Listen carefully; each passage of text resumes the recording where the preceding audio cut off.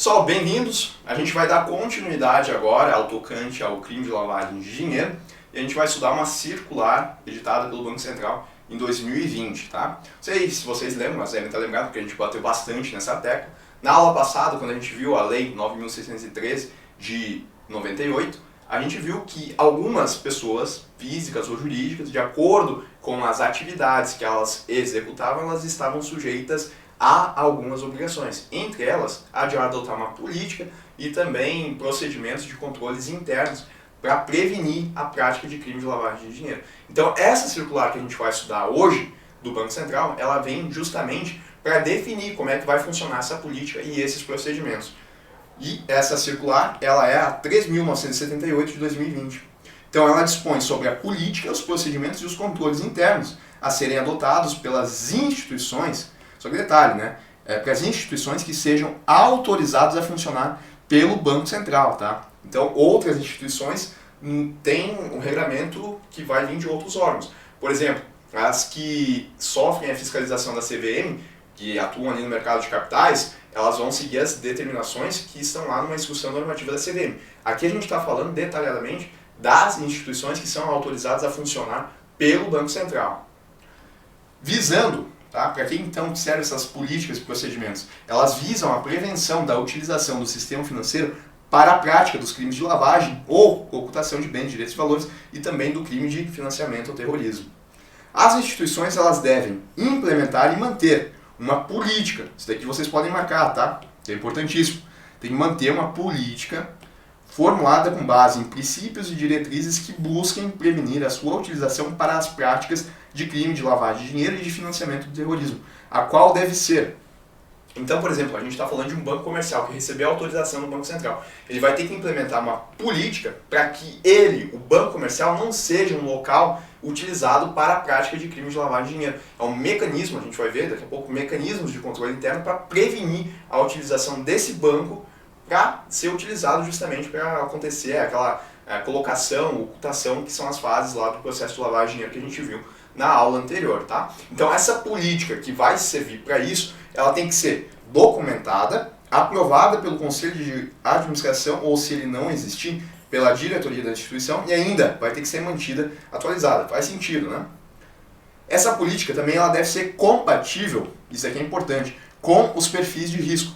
Isso é algo que a gente tem, tá? Que essa parte aqui de política, procedimentos, controles internos, a gente vai bater bastante nessa tecla aqui de ser compatível de acordo com o perfil de risco. Então notem que a política, de certa forma, ela é flexível, porque instituições que têm um perfil de risco maior vão ter que estabelecer procedimentos e controles internos que façam jus a essa complexidade maior. Daqui a pouco, se é uma instituição que ela não tem um nível de complexidade tão grande, ela vai poder colocar procedimentos que não sejam tão complexos, né? Vai ser mais simples. Então, existe essa flexibilidade e isso tem a ver com as recomendações que vieram lá do GAF, que é um organismo internacional que também é preocupado com o crime de lavagem de dinheiro. Então, hoje a gente vai ficar batendo bastante nessa tecla de perfis de risco. Então, essa política deve ser compatível com os perfis de risco dos clientes, da instituição, das operações, transações, produtos e serviços, dos funcionários, parceiros e prestadores de serviços autorizados. Então, quanto maior o risco de um cliente, quanto mais complexa a operação, daqui a pouco a política ela vai ter que fazer jus a essa complexidade. A política ela deve ser divulgada aos funcionários da instituição, parceiros e prestadores de serviços terceirizados. Então, tem que divulgar ela para todo mundo ter conhecimento. Admite-se a adoção de política única por conglomerado prudencial e por sistema cooperativo de crédito. Então, daqui a pouco, a gente está falando aí do conglomerado do Banco do Brasil, por exemplo, que envolve várias instituições, não só o próprio Banco do Brasil, né? Tem a parte de administrações de cartão de crédito, consórcio, enfim, nesse caso, não vai cada uma dessas partes aqui adotar uma política. Aliás, até pode, mas o normal é que nesse caso, pode ser adotada uma política única só que vai valer para todo esse conglomerado. As instituições devem assegurar a aplicação da política em suas unidades situadas no exterior. Se tiver alguma unidade lá no exterior, então tem que assegurar essa aplicação da política também. As instituições devem dispor de estrutura de governança visando assegurar, isso aqui é importante, tá? Não adianta só estabelecer a política, né? Só documentar a política, dizer que vai fazer tal coisa e não fazer. Então tem que ter um mecanismo que assegure o cumprimento da política adotada. Para isso, devem indicar formalmente ao Banco Central um diretor responsável pelo cumprimento das obrigações previstas na circular. Desde que não haja conflito de interesses, esse mesmo diretor ele pode desempenhar outras funções na instituição. Então, isso é para justamente colocar em prática a política que foi adotada, para não ficar só no papel, né? Mas também ela acontecer na prática. Bom, agora a gente falou da política, né? Viu as características, agora a gente vai ver a avaliação interna de risco. Justamente porque a gente viu que a política ela vai ser colocada de acordo com o risco, né? De acordo com a avaliação do risco. Agora a gente vai ver como é que as instituições vão avaliar o risco. Aí tem lá dos clientes, dos prestadores, do volume das operações, enfim. Ó, as instituições devem realizar, então já marca aqui, a avaliação interna, com o objetivo de identificar e mensurar o risco da utilização de seus produtos e serviços na prática da lavagem de dinheiro e do financiamento do terrorismo, levando em conta, no mínimo, os perfis de risco dos clientes, da instituição, das operações, transações, produtos e serviços, das atividades exercidas pelos funcionários, parceiros e prestadores de serviços terceirizados. Olha como é ligado, né? Se aqui elas têm que definir a política de acordo com os perfis de risco, não faz sentido, então, primeiro elas avaliarem o risco justamente desses fatores aqui? É exatamente isso. Devem ser definidas, isso aqui também é importante, tá? Devem ser definidas categorias de risco que possibilitem a adoção de controles reforçados para situações de maior risco e a adoção de controles simplificados nas situações de menor risco. É aquela ideia que eu falei para vocês, a gente tem um controle mais flexível, que hora ele vai poder ser mais complexo, hora ele vai poder ser mais simplificado. Tudo de acordo com essa avaliação de risco que acontece na avaliação interna. E além disso, a gente vai definir categorias de risco, aquelas mais simples e as mais complexas. A avaliação interna deve ser, assim como a política, ela também é documentada. E ela vai ter que ser aprovada pelo diretor, que é aquela figura responsável por dar cumprimento às obrigações. Ela ainda vai ser encaminhada para a ciência, ao comitê de risco, quando houver, ao comitê de auditoria e ao conselho de administração, ou, se inexistente, à diretoria da instituição. E ainda ela vai ser revisada a cada 2 anos, bem como quando ocorrerem alterações significativas nos perfis de risco. Tá? Então, a princípio, vai ter que se fazer a avaliação interna a cada 2 anos. Mas daqui a pouco a instituição ela começou a fazer operações que são mais complexas, que envolvem clientes de mais renda. De alguma forma, o risco ele aumentou. Então vai ter que se fazer uma nova avaliação de risco, talvez antes ainda desses 2 anos. Bom, conhecer clientes. Segundo a circular, as instituições devem implementar procedimentos destinados a conhecer seus clientes, os quais devem assegurar a devida diligência na sua identificação, qualificação e classificação. Essas 3 etapas aqui elas fazem parte do conhecer os clientes. Até porque, né, os clientes estão aqui, ó, justamente na ideia de perfis de risco. Então é importante que as instituições conheçam seus clientes. Além de ser compatíveis com o perfil de risco do cliente, a política de prevenção à lavagem de dinheiro e ao financiamento do terrorismo e a avaliação interna do risco. Então é isso, tá? Agora a gente vai ver cada uma dessas formas aqui, a identificação, a qualificação e a classificação, que fazem parte da ideia de conhecer os clientes. Primeiro, a identificação. No processo de identificação do cliente, devem ser coletados no mínimo o nome completo da pessoa, o endereço residencial e o CPF, no caso de ser uma pessoa natural, uma pessoa física. Agora, se for uma pessoa jurídica, a gente vai ter que ter a firma ou denominação social, o endereço da sede e o CNPJ, no caso de pessoa jurídica. Essas informações devem ser mantidas atualizadas e fazem parte da identificação do cliente. Justo. Ainda, referente à qualificação dos clientes. As instituições mencionadas devem adotar procedimentos que permitam qualificar seus clientes por meio da coleta, verificação e validação de informações compatíveis com o perfil de risco do cliente e com a natureza de relação do negócio. Os procedimentos de qualificação devem incluir a coleta de informações que permitam avaliar, aqui ó, isso aqui é importantíssimo, a capacidade financeira do cliente, incluindo a renda, no caso de pessoa natural, ou o faturamento, no caso de pessoa jurídica. A qualificação do cliente deve ser reavaliada de forma permanente, de acordo com a evolução da relação do negócio e do perfil do risco, e devem ser mantidas atualizadas. Por que faz sentido a gente coletar informações de renda dos clientes? É porque a gente vai ver que daqui a pouco Quando o cara está cometendo o crime de lavagem de dinheiro, vamos pensar o seguinte, ele tem cadastro numa instituição financeira e está lá que a renda dele é de R$1.000 por mês, R$2.000, que seja. Mas daqui a pouco, do nada, o cara começou a movimentar R$100.000, R$200.000 de forma mensal aí na conta dele.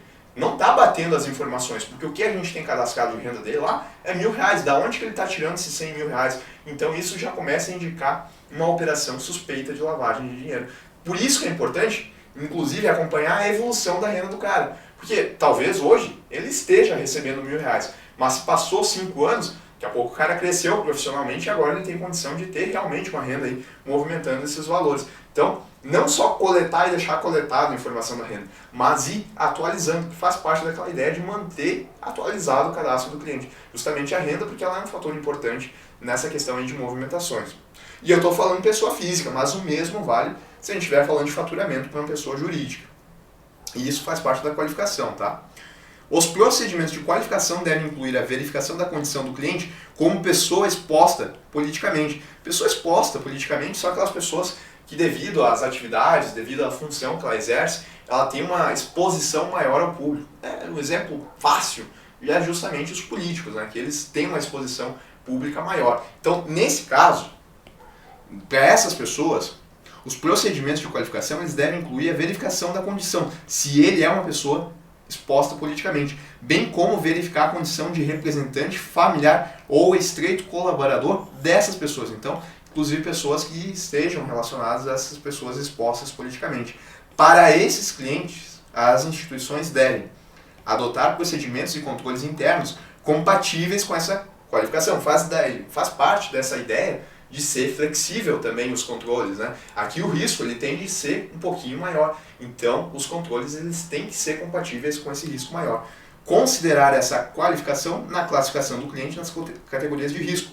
Avaliar o interesse no início ou na manutenção do relacionamento com o cliente. E agora a gente chega na classificação dos clientes. As instituições devem classificar seus clientes nas categorias de risco, que nas categorias de risco definidas na avaliação interna do risco. Lembrem, vamos voltar aqui. Quando a gente estava vendo a avaliação interna de risco, não dizia aqui que devem ser definidas categorias de risco? Bom, agora que a gente está conhecendo o nosso cliente, que a gente identificou ele, que a gente qualificou ele, que a gente identificou, que a gente qualificou, agora a gente vai classificar ele numa dessas categorias de risco, com base nas informações obtidas no procedimento de qualificação do cliente. A classificação ela deve ser realizada com o perfil do risco do cliente e na natureza da relação de negócio. Revista sempre que houver alterações no perfil de risco do cliente e na natureza da relação do negócio. Tá? Tranquilo, né? Bom, agora a gente vai para uma outra parte que começa a falar das operações. A gente viu a respeito do conhecer os clientes, daí a gente viu ali a parte de identificação, qualificação e classificação. Agora a gente vai falar das operações em si. Lembra-se que a gente estava falando lá dos perfis de risco, né? Primeiro eram os clientes, depois a gente tinha as operações. Olha só, as instituições devem manter registro de todas as operações realizadas, produtos e serviços contratados, inclusive saques, depósitos, aportes, pagamentos, recebimentos e transferências de recursos. Os registros devem conter, no mínimo, as seguintes informações sobre cada operação. Então, esses registros, de saques, depósitos, aportes, eles têm que estar lá com o tipo da operação que foi feita, o valor, quando for aplicado, data de realização, nome e CPF ou CNPJ do titular e do beneficiário da operação e o canal utilizado. Então, são informações que devem constar do registro dessas operações. Bom, a gente vai ver agora do registro de operações de pagamento, de recebimento e de transferência de recursos. Nessas operações, aqui a gente está falando especificamente de um tipo, tá? Nessas operações, além das informações mínimas exigidas, que são essas aqui que a gente acabou de ver, as instituições devem incluir as informações necessárias à identificação da origem e do destino dos recursos. Então, além disso, tem que ter as informações da origem e do recurso, da origem e do destino dos recursos quando a gente estiver falando de operações de pagamento, recebimento e transferência de recursos. Quando a gente estiver falando de registro de operações em espécie, essa daqui merece bastante destaque, né? Porque a gente está falando de dinheiro vivo. Então não é uma transferência de valor, mas assim, é um saque em espécie, é um depósito em espécie. Essas operações elas ganham um pouquinho mais de destaque, tá? Olha só, no caso de operações com a utilização de recursos em espécie de valor individual superior a R$2.000, as instituições devem incluir no registro, além das informações vistas, que estão aqui, tá? O nome e o CPF do portador dos recursos. Porque daqui a pouco a pessoa que foi lá depositar o valor, talvez ela não seja o beneficiário final, daqui a pouco ela só recebeu o valor para depositar. Mas nesse caso aqui a gente vai precisar do nome da pessoa que vai receber e também daquela que está aportando o recurso para as operações que sejam superiores a R$2.000 em espécie. Já no caso de operações de depósito ou aporte em espécie de valor individual igual ou superior a R$50.000, as instituições devem incluir no registro, além das informações previstas, o nome, o CPF ou o CNPJ, né, se for uma pessoa jurídica, conforme o caso, do proprietário, o nome e o CPF do portador de recursos, sim, porque aqui não tem como ser uma empresa portando os recursos, né, vai ser uma pessoa, e essa pessoa ela tem que dar o CPF dela e o nome, e a origem dos recursos depositados ou aportados. Então notem que cada vez que a operação ela vai ficando mais volumosa, a gente vai ter que prestar mais informações, porque a chance daqui a pouco de ser uma operação ilícita, ela começa a aumentar. Então, é aquela ideia, né, de novo, tem a ver com o risco, é aquela ideia de política mais flexível. Quanto mais complexas as operações, mais informações são demandadas. No caso de operações de saque, inclusive as realizadas por meio de cheque ou ordem de pagamento, de valor individual igual ou superior a R$50.000, as instituições devem incluir no registro, além das informações que a gente viu, também o nome, o CPF ou CNPJ, conforme o caso, do destinatário, o nome, o CPF do portador, a finalidade do saque e ainda o número do protocolo, no qual devem ser informados o valor da operação, a dependência na qual deverá ser efetuado o saque e a data programada para o saque. Por que data programada para o saque? Porque está aqui, ó, as instituições devem requerer solicitação de provisionamento com no mínimo 3 dias úteis de antecedência das operações de saque de valor igual ou superior a 50 mil. Porque pensa assim, o cara chegar lá numa instituição financeira e quiser sacar 50, 55 mil reais, é muito dinheiro em espécie que ele está pedindo, né? Então, nesse caso, se faz necessário esse provisionamento, que é como se fosse agendar o saque para daqui 3, 4 dias, para que a instituição financeira ela tenha condições de ter dinheiro em caixa para fazer o pagamento desse saque. Só que, claro, nessa circunstância, o cara ele vai ter que dar bastante justificativa, né? A gente vai ter o nome, o CPF do portador, a finalidade do saque e ainda esse número do protocolo, que vai ter o valor, a data e tudo mais. Percebam que, de novo, quanto mais complexo, mais informações são exigidas. E ainda, se o cliente ou o portador de recursos se recusar em informar a finalidade do saque, a instituição ela vai ter que fazer o registro do fato e utilizar essas informações nos procedimentos de monitoramento. Então, se o cara daqui a pouco não quer informar, já começa a ficar mais suspeito ainda, né? Porque ele está tentando esconder alguma coisa. E isso vai ter que ser utilizar essa informação lá nos procedimentos de monitoramento. Agora a gente vai ver quais são as operações suspeitas. As instituições devem implementar procedimentos de monitoramento, seleção e análise de operações e situações com o objetivo de identificar e dispensar especial atenção às suspeitas de lavagem de dinheiro e de financiamento ao terrorismo. Então, a gente vai ver daqui a pouco que existem algumas situações que configuram operações suspeitas. Não quer dizer que é uma operação de crime de lavagem de dinheiro, mas devido ao valor, devido à forma como que aconteceu, ela caracteriza como uma operação suspeita. E o que se está falando aqui é que as instituições vão ter que manter esses procedimentos de monitoramento para tentar avaliar se é ou não operação suspeita. Esses procedimentos devem ser compatíveis com a política de prevenção, que foi a que a gente viu lá no início da aula, bem como devem ser definidos com base na avaliação interna de risco. Então é tudo interligado, né? Aqui tem que ser de acordo com a política e ele vai ser baseado no risco que a instituição ela avaliar, seja lá para os clientes, para as operações, para os parceiros e prestadores de serviço.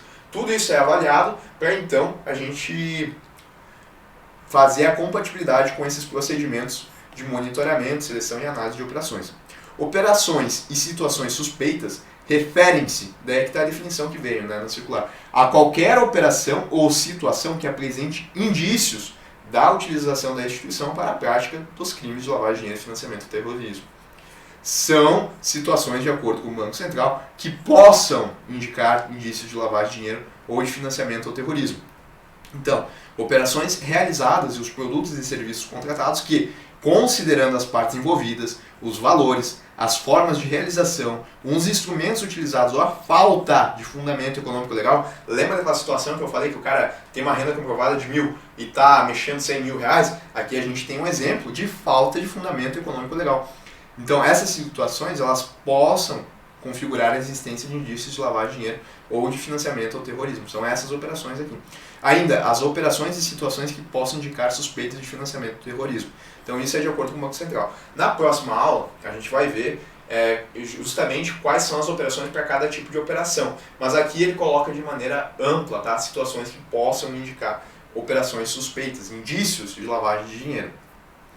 Ó, uma vez que se configura uma operação suspeita, então aquela circunstância daquele caso que faltou o fundamento econômico legal, ou seja, o cara tinha uma renda comprovada de R$1.000 e ele está movimentando 100 mil reais. Isso configurou um indício, né, uma operação suspeita. Olha só o que vai acontecer. Uma vez que se configura uma operação suspeita, essa operação ela deve ser objeto de análise tempestiva.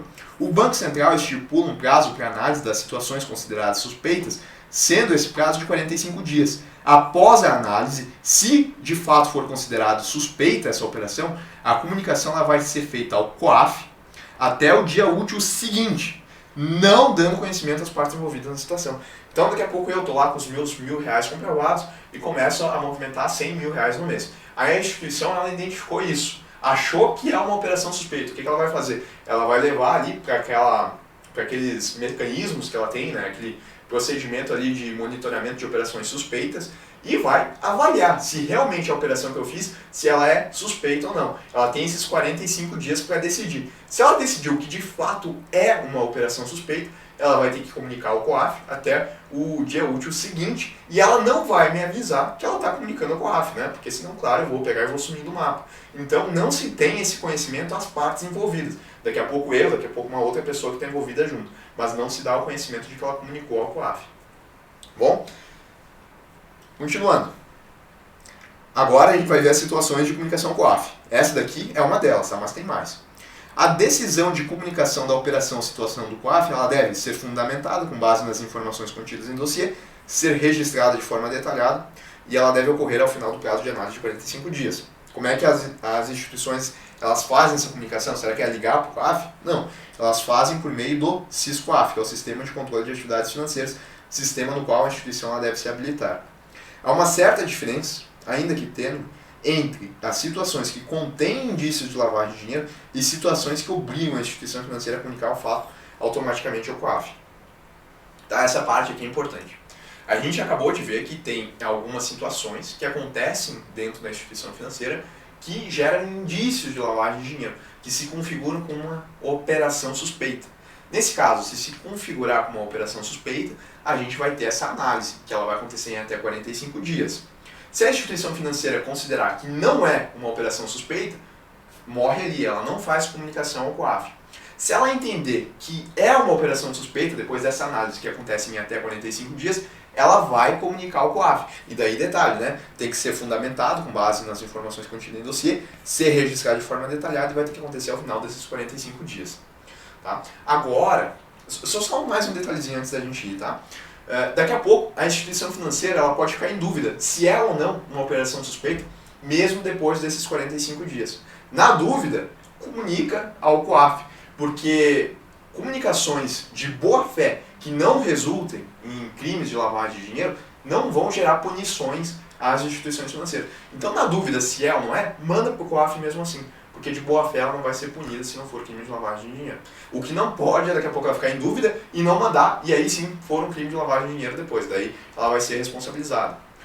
Bom, essas são operações suspeitas que levam a uma análise e que podem ser consideradas ou não operações suspeitas, né, e que são levadas para o COAF. Agora a gente vai ver algumas situações que, independentemente de análise, elas vão ter que ser necessariamente comunicadas ao COAF. Então, aqui até pode ter uma análise, mas não precisa ter essa análise, porque vai ter que informar direto para o COAF. E a gente vai ver quais são agora. Ó, nessas situações, independentemente de análise, a comunicação ela deve ser feita ao COAF em até o dia útil seguinte à sua ocorrência. De novo, né? Sem que as partes envolvidas tenham ciência disso. Então, operações de depósito ou aporte em espécie ou saque em espécie de valor igual superior a 50 mil reais. Então, justamente naquela ideia lá que a gente viu que o cara estava fazendo um saque de 55 mil reais, né, que ele tem que fazer o provisionamento, que tem que colocar o nome dele, o CPF do portador, do destinatário e tudo mais, a finalidade do saque. Além disso, independentemente de tudo, a instituição financeira, quando o cara fizer esse saque de 55 mil reais, ela vai ter que comunicar até o dia útil seguinte ao COAF. Né? Aqui pode até não ser uma operação suspeita, mas ela vai ter que comunicar porque excedeu esse valor aqui. Operações relativas a pagamentos, recebimentos e transferências de recursos, aqui a gente não está falando de pagamentos em espécie, então, por meio de qualquer instrumento contra pagamento em espécie também, na verdade sim, de valor igual ou superior a 50 mil reais. Então também, de novo aqui, 50 mil reais. E por fim, solicitação de provisionamento de saques em espécie de valor igual ou superior a 50 mil reais. Então, notem que o valor aqui que a gente tem que decorar é 50 mil reais. Né? Nessas circunstâncias, falou basicamente qualquer coisa que seja acima de 50 mil reais em espécie ou de pagamentos e transferências, nesse caso, vai ter que comunicar ao COAF até o dia útil seguinte. E sem comunicar as partes envolvidas nessa relação. Claro, né, que quem estudou essa legislação e for lá fazer um saque na instituição financeira, ela vai saber que vai ser comunicado ao COAF, né, porque é regra para todos. Bom, as instituições que não tiverem efetuado comunicações ao COAF em cada ano civil deverão prestar declaração em até 10 dias úteis após o encerramento do referido ano, atestando a não ocorrência de operações ou situações passíveis de comunicação. É até estranho, né, uma instituição financeira não gerar nenhuma hipótese de comunicação ao COAF. Então, se aconteceu o ano inteiro e ela não comunicou nenhuma vez, nenhuma circunstância, ela vai ter que fazer esse atestado aí de que realmente não ocorreu, para justamente ela ser responsabilizada depois se acontecer, porque ela deveria informar, né? Não só as operações suspeitas, mas também esses saques aí em espécie, pagamentos e transferências. Se ela não fez isso, é como se ela já fica uma suspeita em cima da instituição financeira que ela não está cumprindo com as obrigações. Bom, agora a gente vai para a questão, só trouxe uma aqui, tá? Caiu recentemente, inclusive, 2022. E essa questão aqui não faz jus ao nível de detalhamento da nossa aula, tá? Porque ela é muito simples. Mas percebo que o que a gente falou aqui, apesar de não cair muito em prova, tem muito detalhezinho aí que poderia cair, né? A política, né, de prevenção à lavagem de dinheiro, a avaliação interna, o processo de conhecer seu cliente, a identificação, a qualificação e a classificação, e depois as operações suspeitas, ou aquelas que dão já a comunicação direta ao COAF no dia seguinte, útil. Então tem muita coisa aí, muito detalhezinho que poderia aparecer em prova e dificultar bastante. Mas daí a questão que caiu é essa daqui. Tá? O gerente de recursos humanos de uma instituição financeira foi aconselhado pelo departamento jurídico a realizar treinamentos para evitar litígios de variada natureza. Tá? Isso aqui não importa muito. Nos termos da circular Bacen, que é a que a gente estudou, as instituições devem contemplar, dentre as diretrizes, a promoção da cultura organizacional de adequação à lavagem de dinheiro, ambientação à lavagem de dinheiro, financiamento à lavagem de dinheiro, prevenção à lavagem de dinheiro. Letra D aí, tá? Então, percebam aí que essa questão que caiu especificamente falando da circular 3978 de 2020, ela foi bem fácil. Mas, daqui a pouco, né, poderia aparecer uma questão mais difícil que isso. Abraço aí, a gente volta na próxima aula para terminar de vez aí com o crime de lavagem de dinheiro. Até lá.